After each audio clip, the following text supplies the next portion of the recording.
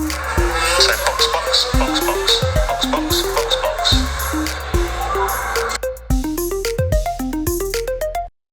Hi, my name is Rochelle, and you're watching or listening to Box F1 Pod. Welcome to the British Grand Prix episode. Super excited about one of the craziest weekends we've had this season so far, I think. We've had everything from crazy track conditions, to wild strategy calls, to mistakes, to excellent drives, to an out-of-this-world underdog story, to crash outs physically, literally, on track, all the rookies, emotional crash outs, hello Oscar, and just like a whole bunch more. A bit of transparency, I did record this on Sunday. However, the audio came out wonky, and I was planning to re-record today. / I was trying to fix the audio, but lucky me, Christian Horner got fired. So we have even more to talk about. So instead of trying to salvage that audio, I just decided I would redo everything in the spirit of Christian Horner being fired. So there's a lot for us to discuss today. And as always, we are going to kick things off with the digital warm-up. Lap 1. All right, lap 1, F1 rumor mill. Okay, yes, I'm aware. Christian Horner has been fired. And that is news and not rumor. And that is the most important thing we talk about today.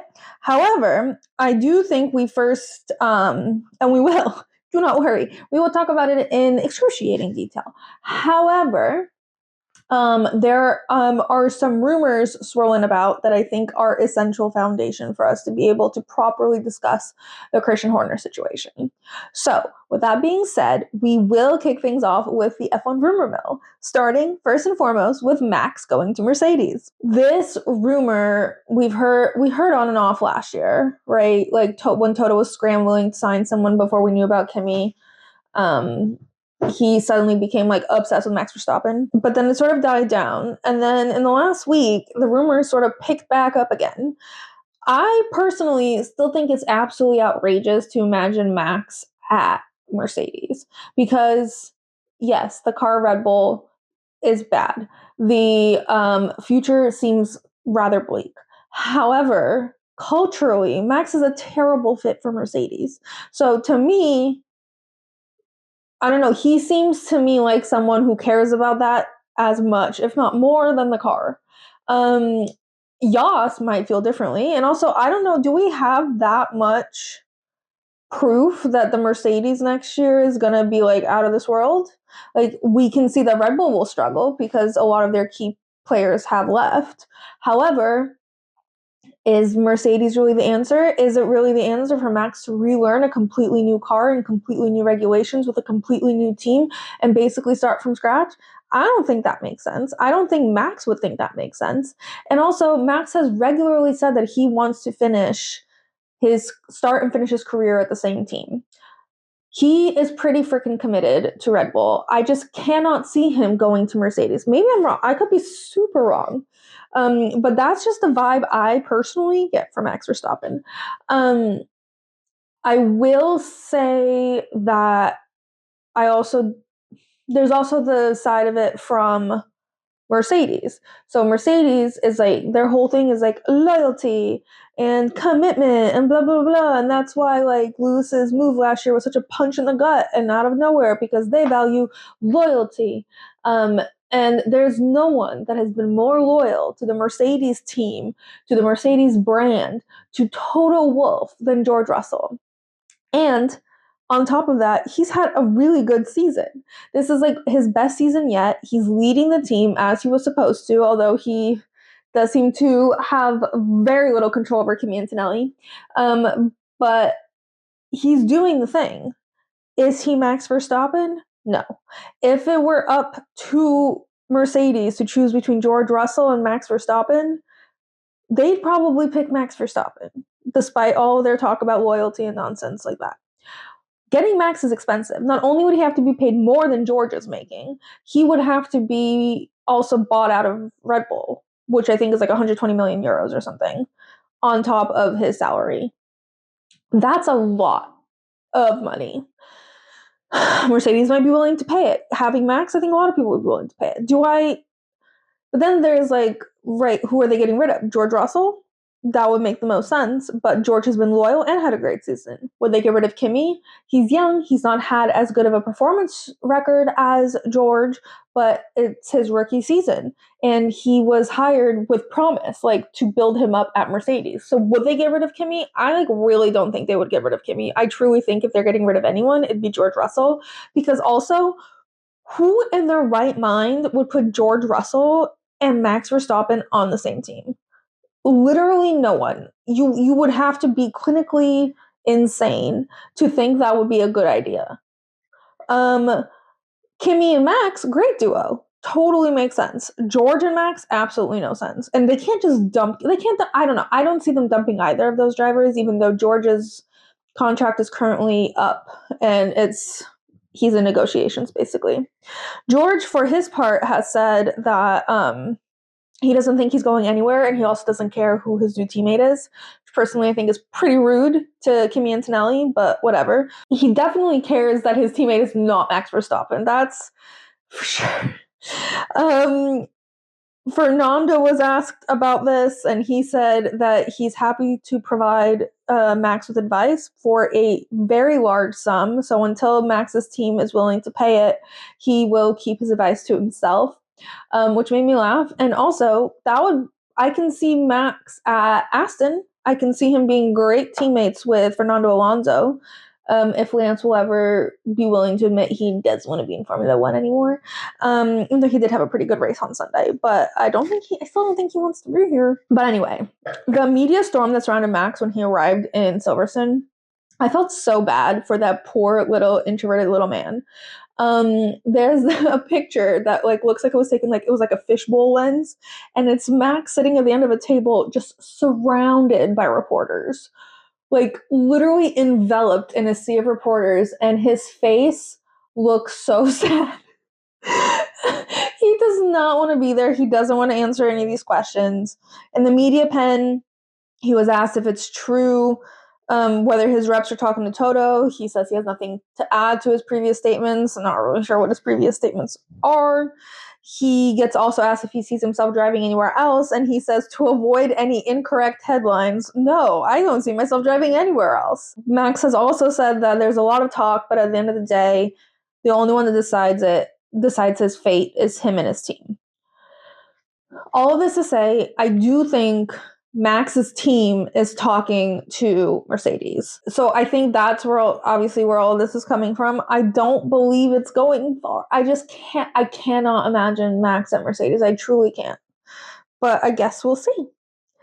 And that leads me to lap 2. Christian Horner gets fired from Red Bull. Not even beating around the bush. Not we've decided to part ways. It was a mutual decision. No, he was fired. He was literally sacked from Red Bull. He did not want to go, from what I can tell.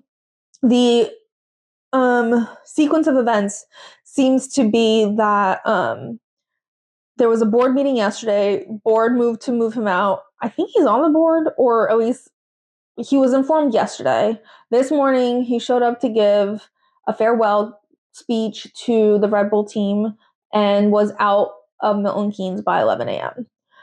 Reports suggest that he got very emotional, which I don't doubt. He posted on Instagram. I'll read his post and then we'll talk about why this has happened. After an incredible journey of 20 years together, it is with a heavy heart that today I say goodbye to the team I have absolutely loved. Every one of you, the amazing people at the factory, have been the heart and soul of everything that we have achieved. Win and lose, every step of the way we have stood by each other as one, and I will never forget that. It's been a privilege being part of and leading this epic team, and I'm so proud of our collective accomplishments and you all. Thanks to the amazing partners and fans who enabled us to go racing, your support has helped us grow the team from its humble beginnings to an F1 powerhouse that laid claim to 6 constructor championships and 8 drivers championships. Equally, thank you to our rivals with whom we would not be racing. There would be no racing at all. You've pushed us, challenged us, and enabled us to achieve accolades we never dreamed possible. The competition has made our every victory sweeter and every setback an opportunity to develop and grow. Formula One is a sport built on relentless ambition, passion, and respect. The rivalries have been fierce, but the mutual drive to innovate and raise the bar is what has made this journey so special. It's been an honor to be part of this incredible era of motorsport. I leave with an immense pride in what we've achieved, and also with what's in the pipeline for 2026, and huge respect for everyone who's made F1 the pinnacle it is today. Thank you, Christian. Damn, it's just sad, you know? No, I mean, I've seen everyone rejoicing about this, but I don't know, it's really sad. He was my age when they made him team principal of Red Bull. 20 years ago. That's so crazy. And honestly, no one can doubt that he brought this team to all of its successes. He's been the one and only team principal there. Every success has been down to him. He's clearly an excellent team principal. I think he's well regarded as a leader of an F1 team. I know obviously there's the thing that happened last year.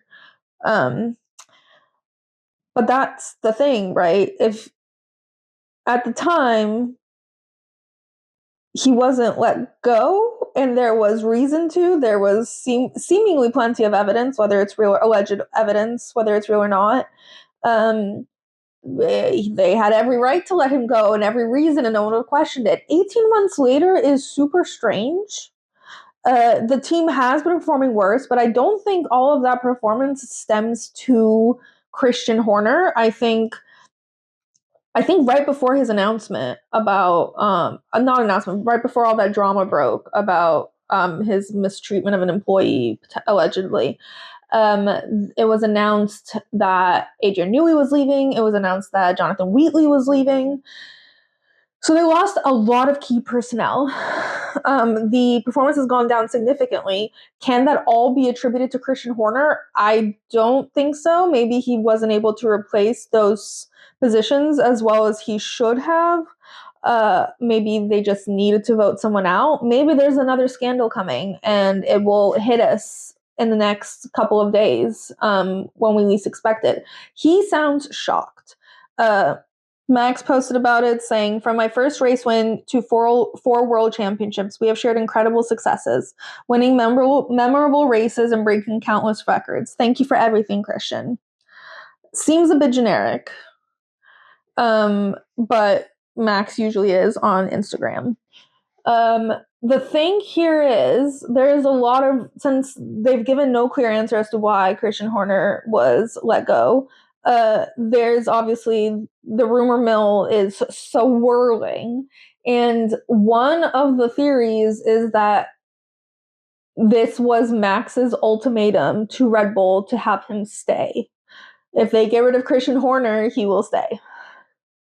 That to me seems so not Max's personality. It's Yas's personality, but Max is still in control of his career, and I cannot imagine him sitting down and being like, "You want me?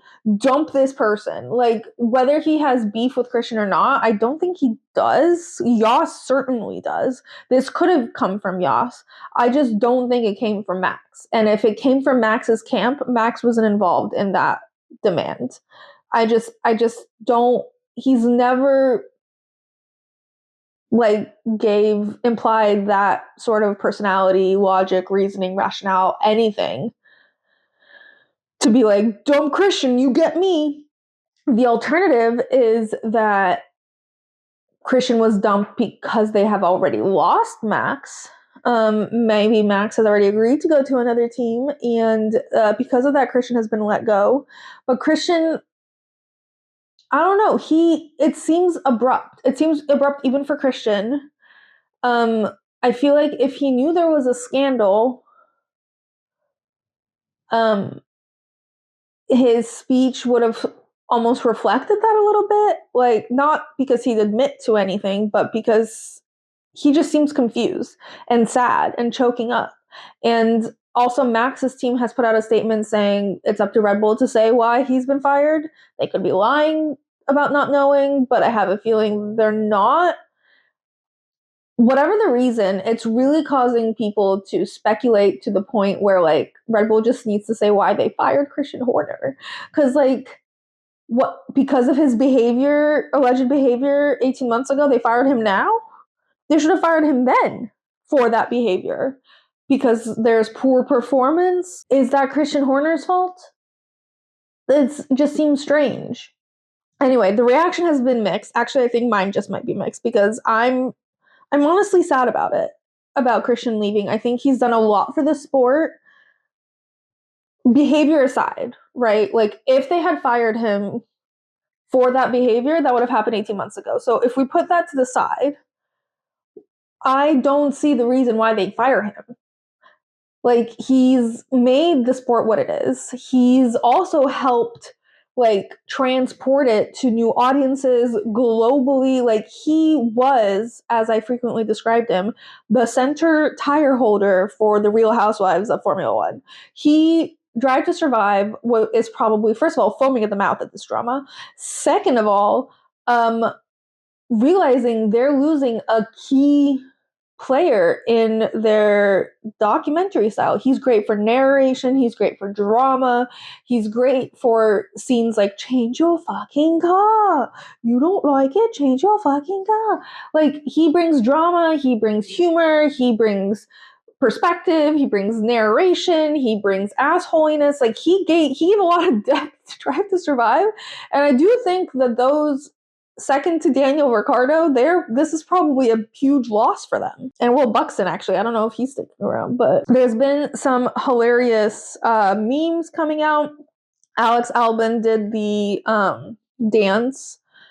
You know, the Indonesian boat racing dances where the guy's like, he has like a lot of swag. Alex recreated that dance, and someone superimposed that over the announcement that Christian Horner is leaving, which was funny. There was another one where I bet you think about me, the Taylor Swift song, and it just goes through every driver that was fired mid-season, and then ends with Christian Horner, which also, you get what you reap what you sow. You sow what you reap what you sow. Is that relevant to this? Whatever. There's also a stat going around that this is the first day since Kimi Antonelli and Ollie Bierman have been born that Christian Horner has not been team principal of Red Bull. Which, who comes up with these stats? Like, I just, like, what a dumb stat. But, like, also, wow, that's a long time. They're such babies. But anyway, I don't know why Christian was fired. I don't think Max demanded he be fired. I think if Christian was being fired for his behavior last year, it should have happened 18 months ago. It's weird that it's happening now, unless a whole bunch of other, like, evidence has come out and we're going to find out about it soon. The lack of information is not serving Red Bull well. It seems, like, super chaotic there. Laurent Mekies, who is currently the Racing Bulls team principal, has been promoted with immediate effect to team principal and CEO of Red Bull, which, holy shit for Laurent Mekies. And I forgot who, but one of the big team people at Racing Bulls has been promoted to team principal there. And also important to note that Christian wasn't the only one fired. The chief marketing officer and director of communications were also fired. Two separate people, both guys. But anyway, not all is well in the house of Red Bull. And no one knows why. No one knows when we'll find out. And they announced this right before a 3-week break when we can't, like, demand information from poor Max Verstappen at a press conference. So, TBD. Literally TBD. All right. Lap 3 off-duty F1. Daniel Ricciardo turned, by the way, my friend was on Hinge, and one of her prompts is Formula One, and someone reached out and said their favorite driver is Ricky. Am I crazy, or has no one ever referred to Daniel Ricciardo as Ricky? Anyway, Daniel Ricciardo celebrates his 36th birthday at Wimbledon with his parents. He is looking slightly disheveled. He looks like he's been on a very, very, very extended gap year. He is giving backpacking energy. Not against the beard. Perhaps we should maintain a little bit. In other news, Fernando Alonso. Someone commented under Aston Martin post that they have a picture of Fernando Alonso hanging above their toilet, and Fernando Alonso responded to that comment saying, "Push, push." Unhinged behavior, absolutely diabolical, but hilarious. Lewis talked about the cultural differences between an English team at Mercedes and an Italian team at Ferrari, and he says the biggest difference is basically like lunch.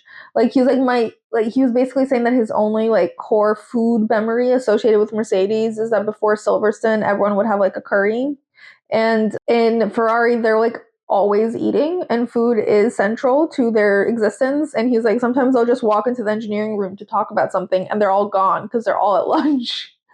And he's just like, I'm like, hello, anyone? And he's like, this is the only team in F1 that does it. I mean, Alpine also takes lunch very seriously. He's been at English teams, I think, his whole career, and it shows. Expand your culture, Lewis. People like lunch in European countries. You know who never questioned lunchtime? Carlos Sainz. Just saying.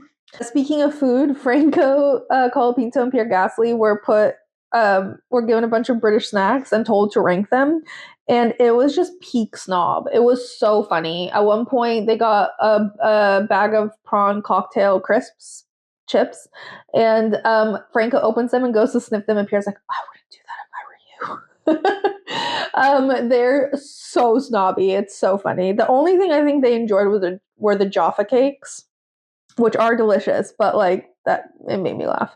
Alex was on the Fast and Furious podcast, or doing an event where they were hosting, basically like a fan stage type thing, and he was asked if he does his own laundry, and he pauses for like 30 seconds and is like, I can. And he goes, Lily, I always say that to Lily, and she's like, all right, go on then. And then he's like, but like I just kind of get confused. And then he says he's a proper diva, and then like he's always dropping like very random F1 logistics tea. Like, he's the one who told us about the WhatsApp group. He's the one who told us that there's certain people who coordinate transportation. He now is letting us know that there's actually several housekeepers that run in the F1 circles that are shared amongst the F1 drivers. And that person is the one who does his laundry. And that made me laugh. They all just like, did this house cleaner just see a niche in the market and was like, I am going to market specifically to young Formula One drivers who have no idea how to run a household. There's plenty of them here. I can be booked and busy for the rest of my life. And she was right. If that was her train of thought, she nailed it. Also, a group of Formula One people, I think it was Alpine randomly. I don't know why. Franco and Pierre were there, I think. Alex Albon, James Vowles, Carlos Sainz showed up a bit later. Stefan Domenicali, I think a couple other people were basically at Downing Street to try to help reinforce the value F1 brings to the United Kingdom economy. Not just through Silverstone, through the Grand Prix every year, but also because so many factories are located in the UK. They provide jobs and et cetera, et cetera. So that was the point of it. Charles Leclerc also did a thing with GQ Sports, like the top 10 things you can't live without. And he mentioned that he loves sleep, like a lot. He loves sleep a lot, and that he beat his own record recently by sleeping over 12 hours, which is psychotic. And he also said that he needs prescription glasses but doesn't wear them, and then in the same breath said, I have perfect vision, which is slightly confusing and alarming on both counts. If he is driving around without prescription glasses and needs them, that's concerning. If he has perfect vision but says he needs prescription glasses but doesn't wear them, also a little strange. But that's Charles for you. All right, moving on, lap 4, trackside at Silverstone. All right, so McLaren livery had a special one for Silverstone, and it made them look like a credit card. Like, it was chrome with black underneath, and then like accents of orange papaya. They looked like a credit card. I didn't even find them. Like, where's McLaren? Like, it says 1 and 2, but I don't fucking see them. And it's because they look like a credit card. Roscoe was at Silverstone as usual, and he visited the Ferrari garage for the first time. The whole team took a picture with him. And then there was also a video posted of Roscoe and Leo Leclerc sharing a bowl of water.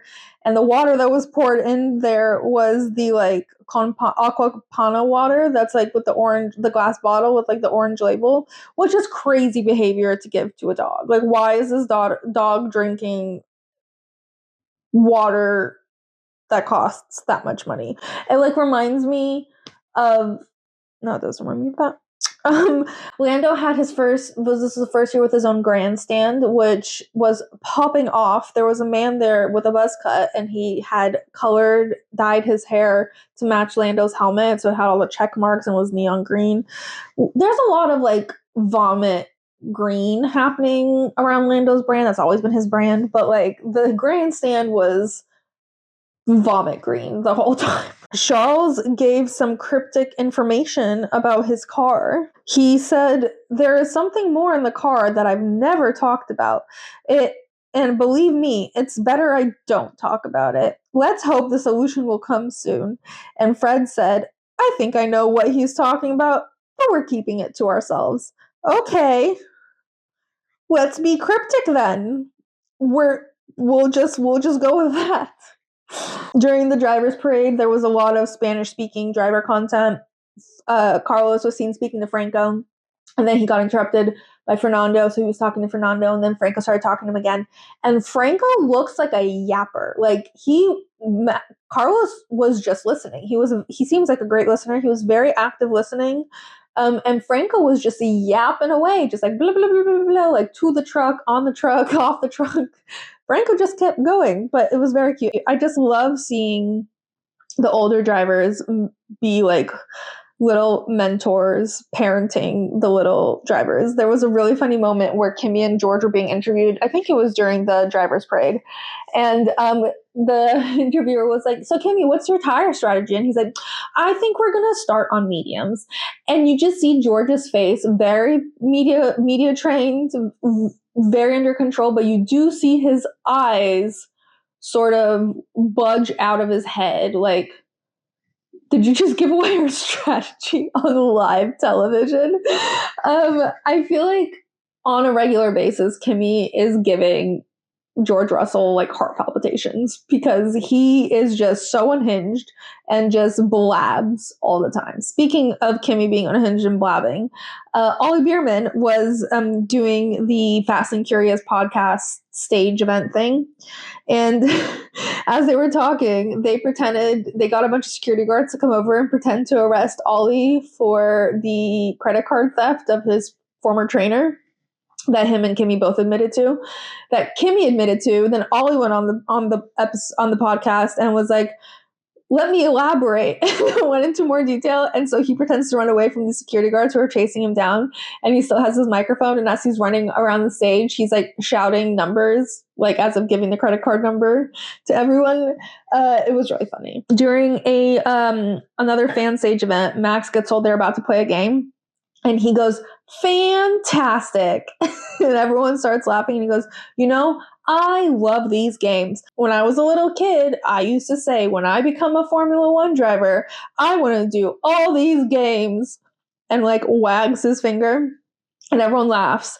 And I laugh, but at the same time, Max Verstappen loves these games. They're like his favorite activity because he's really good at them. Every video I see of him playing these games that they make them do, he's either getting super competitive, winning, or like gentle parenting Yuki about the answers that Yuki doesn't know a single one of.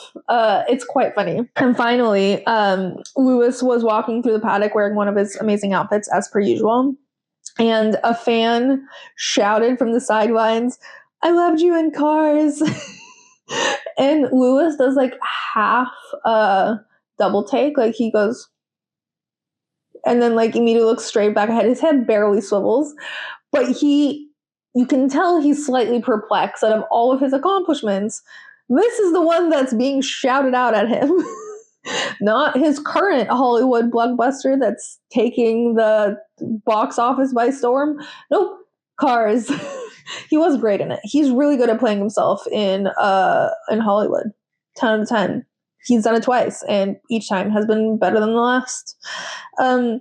some of the celebrities that were there, Kevin Magnussen was a guest at Kick Sauber, and he also visited Haas. There were videos of him hugging people and like catching up. It was really cute. And I put him in the celeb section because, let me tell you why. He was the star of the F1 movie. He was causing more chaos than Sonny Hayes at some points. Some other celebrities included Jeremy Clarkson, Tom Holland, Felicity Jones, Hannah Waddingham, Damson Idris, Vin Diesel, who, by the way, I always thought Van Diesel was spelled like Van Diesel. Like, I thought because he was in Fast and Furious, his stage name was a play on like car words. It is not Van Diesel, it's Vin Diesel. Whoops. Gordon Ramsay, always there, always pleasant. Idris Elba, and Chuck Bass, also known as, I forgot his real name, but Chuck Bass was there. Wow, why has his name slipped my mind? Anyway, what matters is Chuck Bass was there. Ed Westwick, aka Chuck Bass. Tom Holland was there. I'm not quite sure where, because sometimes I saw him in the Williams garage where he was like getting in the car. Other times I saw him in the Mercedes garage during the race where he was watching. But then when he was asked, he said he was there to support Lewis. And it sounds like Tom Holland is very confused about what he's doing at the British Grand Prix, but everything he's doing, he's massively enjoying. So 10 out of 10 for him. Oh my God, I saw the cutest video of Tom Holland at Wimbledon. I guess he just popped on over after the British Grand Prix. And he was congratulating Carlos, and they were talking in the field, and they were making plans to go golfing, and it was just such a cute little adult boys make friends, or try to make friends, and they're like, yeah, we should go golfing, and then Carlos like shouts after him, and Tom Holland's like, yeah, for sure. It was so cute. Love that. Hannah Waddingham was part of the grid walk, and when Brundle approached her, he was like, excuse me, Hannah, can I have a word? And she's like, oh my God. And she's literally like dead. Like, she sees him and she's like, she literally goes, I can go home now. I have reached peak. Like, this is everything and more. She starts like bowing to him. She's like, thank you so much. This is all I wanted. I'm in front of royalty. I'm freaking. She's literally gagging at Brundle being in front of her. And Brundle is at a loss for words, because I think this is the reaction he dreams of every time he steps foot to do a grid walk, and it never happens. But Hannah loves that man. Brenda was like, I feel like I should be saying this to you. And Hannah's like, no, not me, you. And for anyone who doesn't know Hannah, she plays Rebecca in Ted Lasso, also played the nun in Game of Thrones, where she was like, shame, shame, shame. She was basically doing that today. So she's like, Brundle. Brundle was flabbergasted. Like, I think he was deeply overwhelmed, and it was hilarious. Jack Whitehall posted a video of, he was standing on, like, there was like the people that were there made like a little makeshift aisle for the drivers to come out from wherever they were in, and all the drivers are coming out, and I think Jack thought that was the end, so he tried to cross the line because he was trying to get to the other side, and as soon as he starts walking over, he runs headfirst into Lewis Hamilton, and he captioned it, almost took out a Ferrari. He was so embarrassed. Like, sometimes I'm like, is Jack Whitehall putting on the whole socially awkward, geeky, comedic act thing?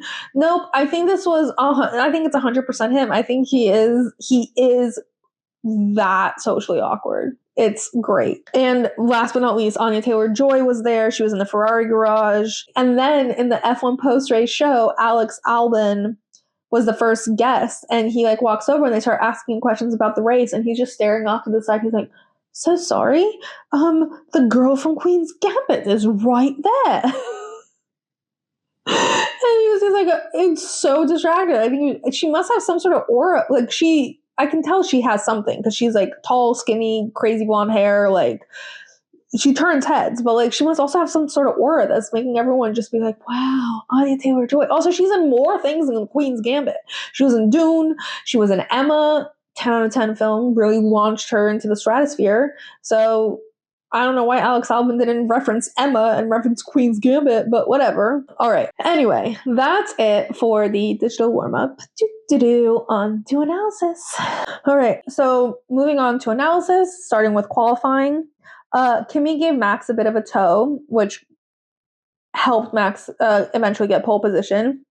And Max, in his post-quali media pen interviews, was saying that he was grateful to Kimi and that he'll thank him by them going out for pasta together.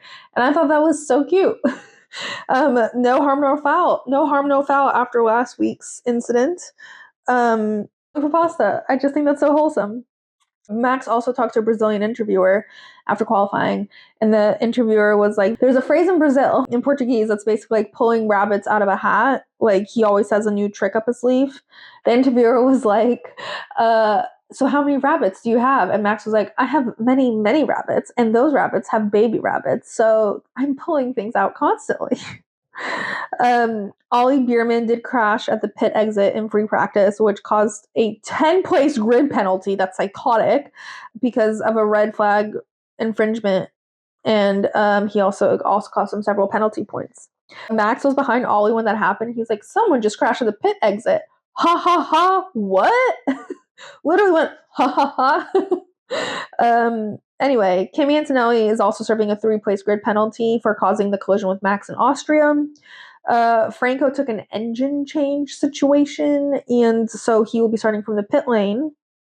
And another notable moment during qualifying was Charles giving us a very profanity-laced sequel to I Am Stupid, and it was mostly like, I am fucking stupid, fucking dumb, fucking blah, blah, blah. It was a lot of swearing.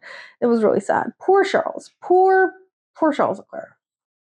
He needs to move on, but I just fear he will never move on because Ferrari has become his racing identity, and I don't know if he'd be able. It's hard for me to separate him from Ferrari. I don't know if he can, because it's also so intrinsically tied to his family experience, to his racing experience, to Jules, to his father. Like, all of it is tied together. So I fear he may sacrifice his career to stay at this team. And it's sad. All right, the starting grid is as follows: Max Verstappen, Oscar Piastri, Lando Norris, George Russell, Lewis Hamilton, Charles Leclerc, Fernando Alonso, Pierre Gasly, Carlos Sainz, Kimi Antonelli, Yuki Tsunoda, Isaac Hadjar, Alex Albon, Esteban Ocon, Liam Lawson, Gabriel Bortoleto, Lance Stroll, Ollie Bierman, Nico Hulkenberg, and Franco Colapinto.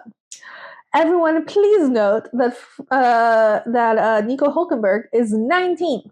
And since Franco is starting in the pit lane, Nico is starting last on the grid. 19th. All right, on to the race. So first, let's quickly talk about the weather. For the first time in forever, I was wrong about everyone predicting the weather wrong. Turns out this time, when everyone said there's 10 minutes until rain, there in fact was 10 minutes until rain. But before that, there was also like the track was in a very weird conditions. Like, it looked mostly dry, but upon further assessment, the last two corners were not dry at all, and there was still quite a bit of spray, which caused worse visibility just generally around the track. So picking tires was rough for people. It was too wet for slicks, but it was too dry for proper wets, so it was just like a challenging gamble. There was a very strange moment where George, who started in 4th, randomly decided to throw balls to the wall with his strategy and was like, let's switch to dry tires. Big fucking mistake, because everyone was like, maybe he knows something we don't. He didn't know something we didn't know. He just did that. I don't know why. And he got fucked. It ruined his race, honestly, switching to dry tires. But anyway, it did rain for a bit later on, to the point where a safety car was issued until the rain was able to die out a little bit. Because the visibility was just so bad, it would have caused so many issues. It still caused some issues, but and then the race ended completely dry. Matt and Tommy, I saw a clip of them talking about, they were there and they were like, what a wonderful race. We started wet from the rain, then we got sunburnt, and then we got wet again, and then we got sunburnt again. Quite a chaotic energy. There was also like, just like everyone kept predicting rain, and I kept being like, whatever, and then they were all right. But like when George, and like right before he switched his tires, was like, oh damn, the rain is coming. Right after he switched his tires, like, oh damn, the rain is coming. I'm like, I don't believe you, George. Maybe it's sweat.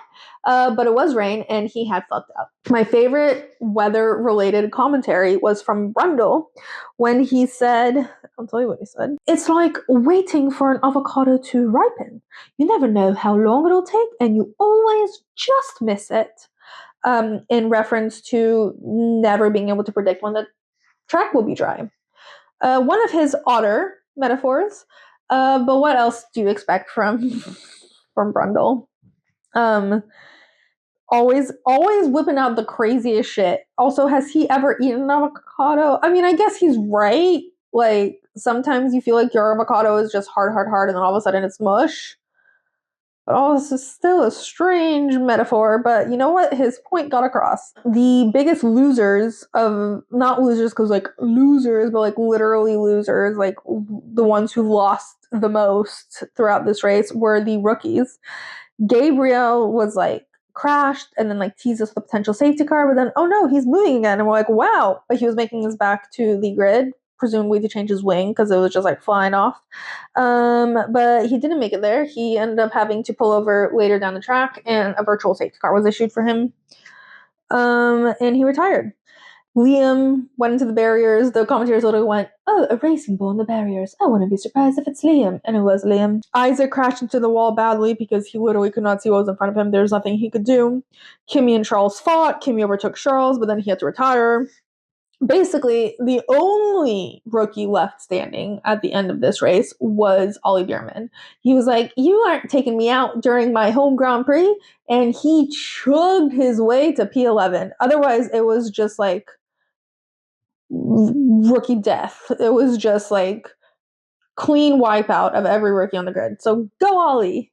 You made your kin proud. Not kin, your peers proud. Anyway. All right. Other key moments included Lewis Hamilton's race, who was actually having a pretty good race, but once he got behind Nico Hulkenberg, he couldn't get past him. And that just speaks to Nico Hulkenberg's race. Charles Leclerc had a terrible race. Just kept getting worse and worse. Like nothing was going his way. He even crashed into Carlos at one point on accident, causing Carlos to go into the gravel. Both of them still finished the race. And it wasn't shown on television, so it kept being referenced, and everyone was like, what? But it did happen. Lance was actually having a really good race. He was in third for a bit, and I was like, is Lance gonna finish on the podium? Because everyone's like, oh, there's a trickle of rain. Lance is about to whip out the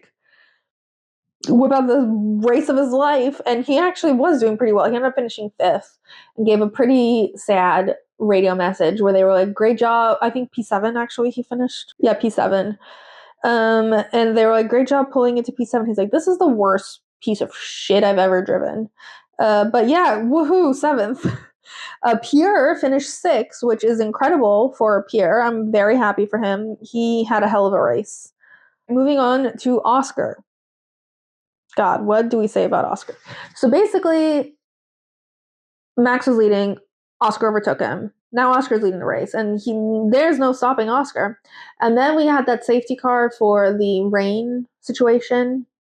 And on the restart, Oscar braked so hard. He went from 217 kilometers an hour to 52 kilometers an hour in one go. And Max shot ahead of him, and everyone was like, Max overtaking under safety car conditions? The fuck? Is he gonna get penalized? And then Max spun as he was trying to stop himself from overtaking, and then ended up in P11. So then Oscar gets issued a 10-second penalty, and Oscar is fucking furious. Like, he is infuriated by this. I don't fully blame him because 10 seconds is a bit harsh, and we saw a very similar situation with George in Canada, and he didn't get penalized at all. Granted, he did not go from 217 to 52 miles in one break, but still, there was no punishment there. Even Max afterwards, even though he's the one who spun and like suffered the most from it, was like, it's a little strange that his penalty was that harsh. Like, this has happened to me several times and never has a penalty been issued to this level. Oscar, for his part, after he served his 10-second penalty, so he pitted first, served the 10-second penalty, and then they brought Lando in, who's now leading the race. And Oscar just was unable to create a 10-second lead. Like, not his fault at all.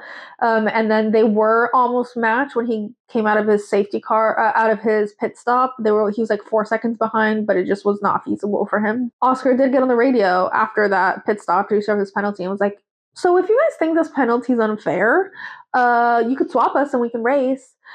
The answer was obviously no. I don't think there was any harm in him trying. And like Lando whines and bitches on the radio all the time. He's like, let us switch, give me help. And then Oscar does it once and everyone's like, what a bitch. He did it in such a interesting way where he like basically like, if the situation had happened with Max, for example, instead of Oscar, where he started the 10-second penalty and then Max ended up ahead, McLaren would be throwing up a storm, trying to get the penalty rescinded, trying to do whatever it takes.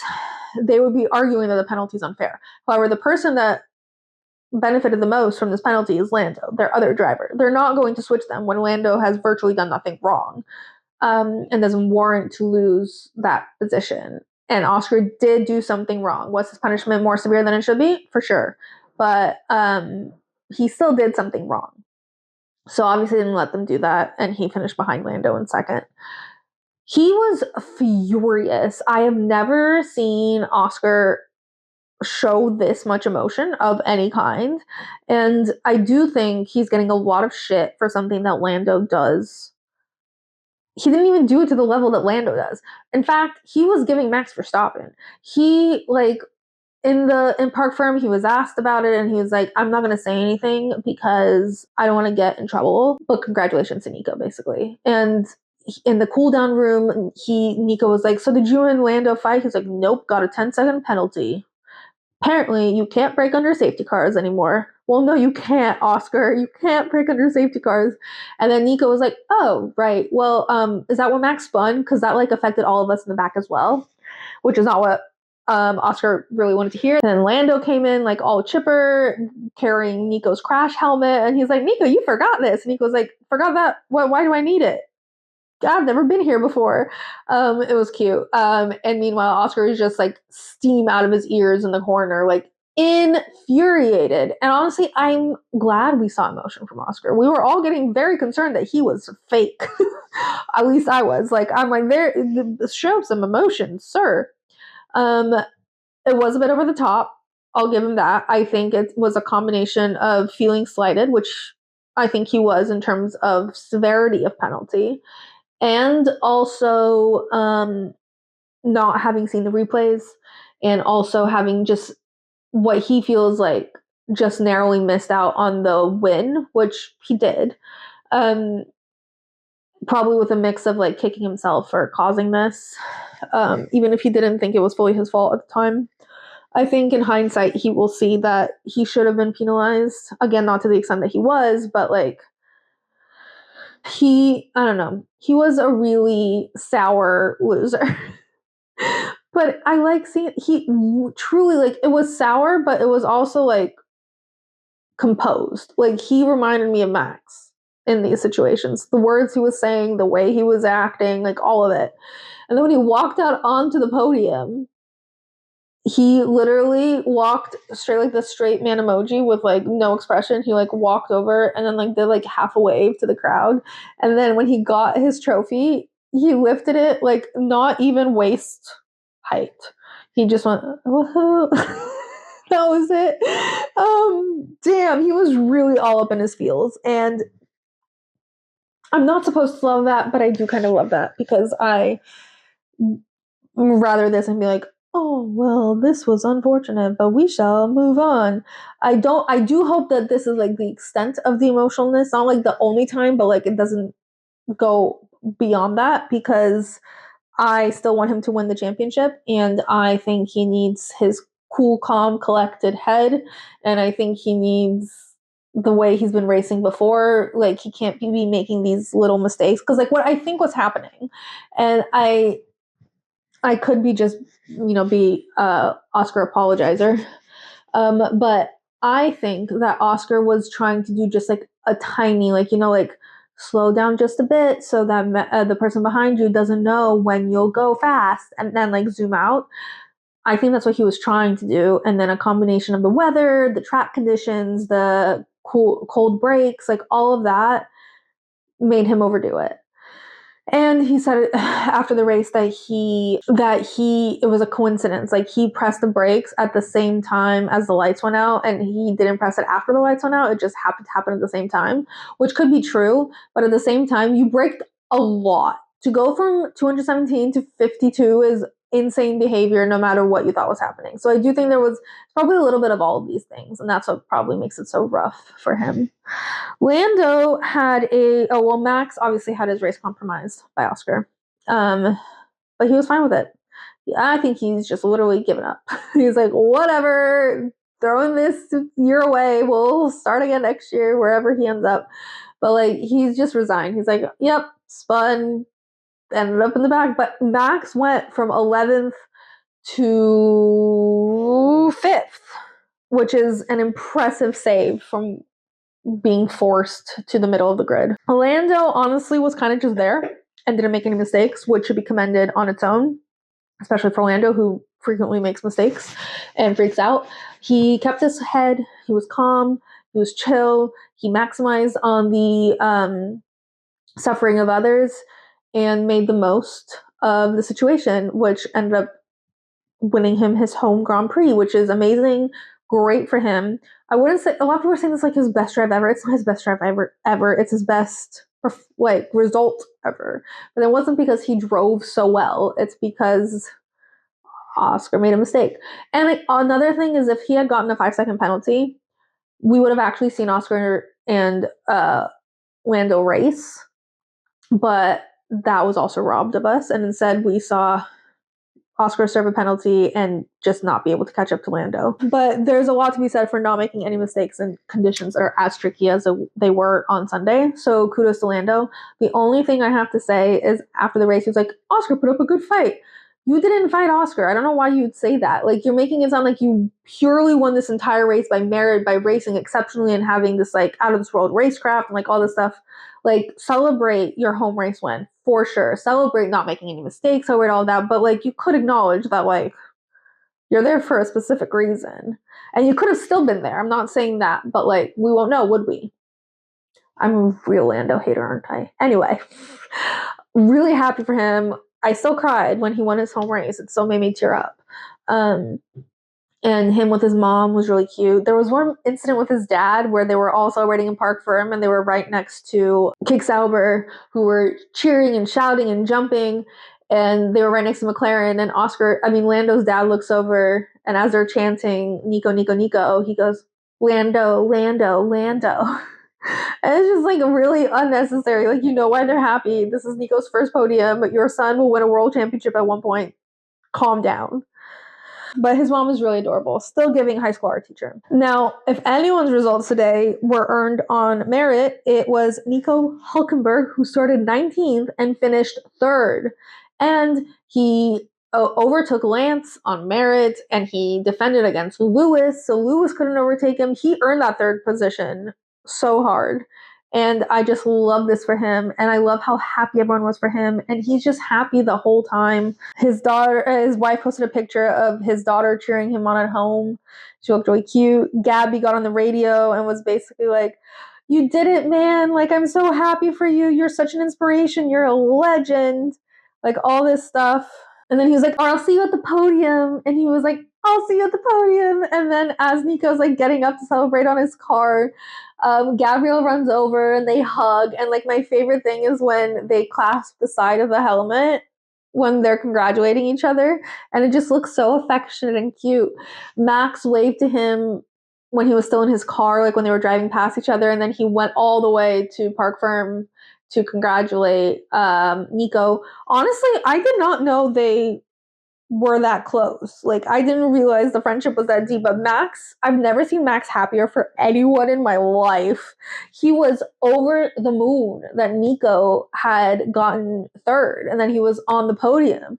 He even dedicated a grid post to Nico Hulkenberg. Like, he's like, my race could have been better, but like, amazing job, Nico. He congratulated him on the radio. He congratulated him in his interviews. He went over to the media, but like, he was all over it.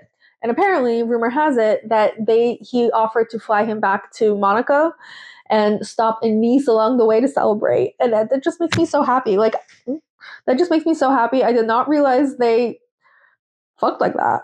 I did not realize they like were that deep. And I love that. Like, I thought I knew all of Max's friends, but I was wrong. And I hope Damson Idris was watching this, because damn, you thought Max had no friends. Max just flew Nico Hulkenberg to Nice to celebrate. He has friends. And then Nico was saying, like, Max is the best. We have such huge respect for each other. Like, what a great, great guy. Just love it. Kevin Magnussen was there, and he looked so happy for him. Carlos was saying that Nico has always been a top 5 driver for him, and that his results don't actually indicate what a great driver he is. Kick Sauber had no champagne in their inventory, so they got a bunch of champagne dedicated to them from Mercedes and Aston Martin. And I saw the video of Mercedes bringing over like a bag of champagne to them, and the girl from Mercedes and the girl from Kick Sauber both started jumping up and hugging each other, and the whole garage is singing Nico's on fire, your defense is terrified. You know, it's a song. Nico's on fire, your defense is terrified, Nico's on fire, da da da da da da da. That song. They were all singing it. They were all so happy. It just made me very happy. And then there was a clip that his wife posted of him coming home and his whole family and all his friends being there to welcome him and cheer, and they were singing the same song. His wife looked so hot. Like, she was like, Nico was getting some that night. Anyway, the only thing that I have to say against the way the celebrations went for Nico is that no one sprayed him on the podium. Oscar was in his fields. He just sprayed the like constructor representative. Lando was spraying the world and the constructor representative. Nico got like a tiny bit of spray from Lando, but it was like at the tail end of his bottle, and he kind of just walked into Lando's bottle versus actually being sprayed. He just like walked clean across the stage to go spray his team below. Nico left that stage dry. And that just makes me so upset. Oscar has been in a position where his success is being muted by a grumpy person on the podium. He knows what it feels like. I don't know why he would do. I know he was all up in his feels, but like, Oscar, this is Nico's potentially only time on a podium. It just broke my heart a little bit that no one sprayed him, but Nico made the most of it. All right, results of the day. Nico Hulkenberg, without a shadow of a doubt, won driver of the day. I have zero complaints about that, and in fact, I encourage it. I voted for him. Honorable mentions: Max Verstappen going from 11th to 5th, Ollie Bierman being the only rookie to finish the race, Pierre Gasly finishing 6th, Lando winning his home race. I don't know if that warrants driver of the day, but lots of good moments. And Dick in the Box, I'm so sorry, will have to be Oscar, because that is an aggressive break, no matter the situation, or you might be an accidental Dick in the Box, so you're still a Dick in the Box. Race results are Lando, Oscar, Nico, Lewis, Max, Pierre, Lance, Alex, Fernando, George, Ollie, Carlos, Esteban, Charles, Yuki. And then DNFs include Kimi, Isaac, Gabby, Liam, and then did not starts include Franco, who didn't make it past the formation lap, and no one even noticed until halfway through the race. The driver standings are Oscar with 234, Lando with 226, Max with 165. So Oscar is still leading the world championship, but barely. He's barely hanging on. I think it's 8 points ahead. He really needs to get his shit together. and performed the way he did at the beginning of the season. So Lando has 226, Max has 165, George has 147, Charles 119, Lewis 103, Kimi 63, Alex 46, Nico 37, Esteban 23, and Isaac 21. The constructor standings are McLaren with 460 points, Mazel Tov McLaren, Ferrari with 222, Mercedes with 210, Red Bull Racing with 172, Williams with 59, Kick Sauber with 41, Racing Bulls with 36, Aston Martin with 36, Haas with 29, and Alpine with 19. And that's it for the British Grand Prix. Thank you so much for joining me and for sharing all the tea.